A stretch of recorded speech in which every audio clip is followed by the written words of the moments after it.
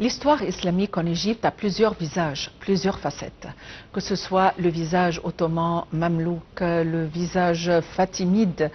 Et donc, chaque période de temps et chaque visage, chaque facette a laissé ses empreintes sur les monuments, sur les sites, sur la culture, sur la civilisation et sur les histoires à relater. Et le tout homogène a laissé une expérience splendide, d'où le charme de l'Égypte.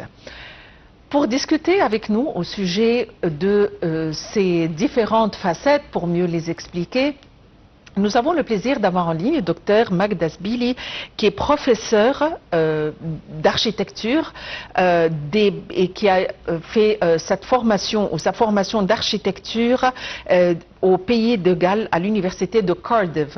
Docteur Magda Zbili, bonjour et bienvenue avec nous. Bonjour. Alors, c'est Magda Zbili. Je suis professeur d'architecture à l'université de Cardiff. Donc, Welsh School of Architecture. Vous êtes la bienvenue avec nous. Alors, docteur Magda Zbili, vous êtes professeur d'architecture. Que peut-on dire sur l'architecture islamique qui se trouve en Égypte, que ce soit l'architecture fatimide, ottomane ou l'architecture mamelouk? Qu'est-ce qui distingue très rapidement les différentes architectures? Comment peut-on les distinguer?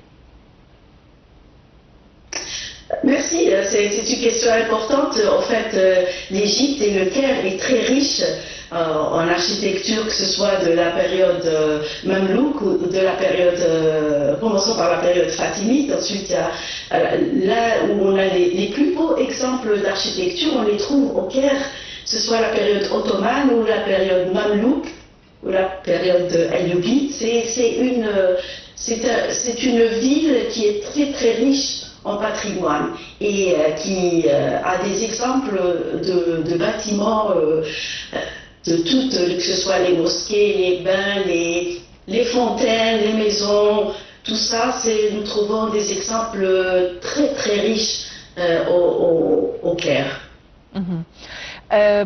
Docteur Magda Zbili, à votre avis, quelle est la civilisation qui a le plus impacté la culture égyptienne parmi toutes ces civilisations qui ont été de passage?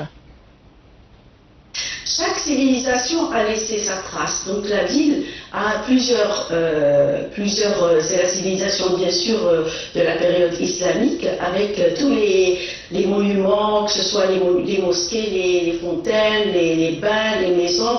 Mais sur le côté mamelouk, il y a quand même un très très riche patrimoine qui est très important au Caire. Et il y a aussi la période ottomane. Donc chaque période a laissé, chaque période a été, disons, une continuité et a été construite à partir de l'époque précédente. Donc c'est une ville qui a évolué dans le temps et dans les différentes civilisations.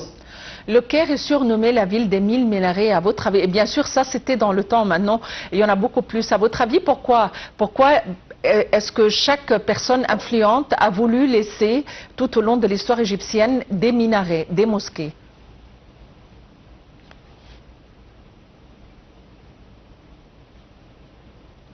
Docteur Magda Zbili? Je ne vous entends plus.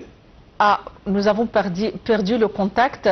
Est-ce que vous m'entendez à l'heure actuelle? Est-ce que vous m'entendez à présent? Oui, maintenant je vous entends maintenant. Oui, à votre avis, pourquoi est-ce que chaque personne influente tout au long de l'histoire a voulu laisser des minarets, raison pour laquelle le Caire est surnommé la ville des 1000 minarets? Les villes islamiques ont toujours été basées sur la formation d'un noyau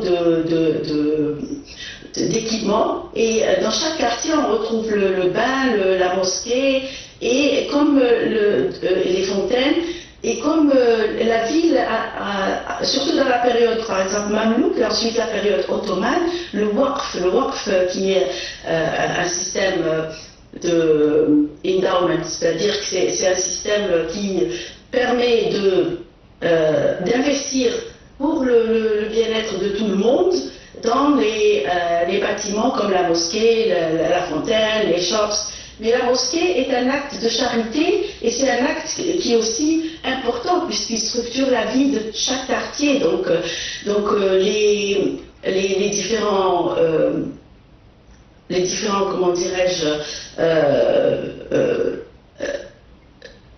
chaque période, les gens voulaient, ou les autorités voulaient laisser leurs traces dans la ville. Donc il y a eu beaucoup d'investissements dans les mosquées, dans les fontaines, parce que c'était aussi un acte de charité.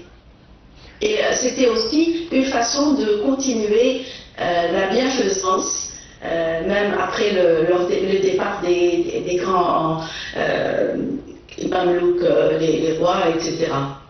Docteur Magda Zbili, vous êtes professeur d'architecture, vous avez été formé à l'école d'architecture des Pays de Galles à l'université de Cardiff. Merci d'avoir été avec nous aujourd'hui.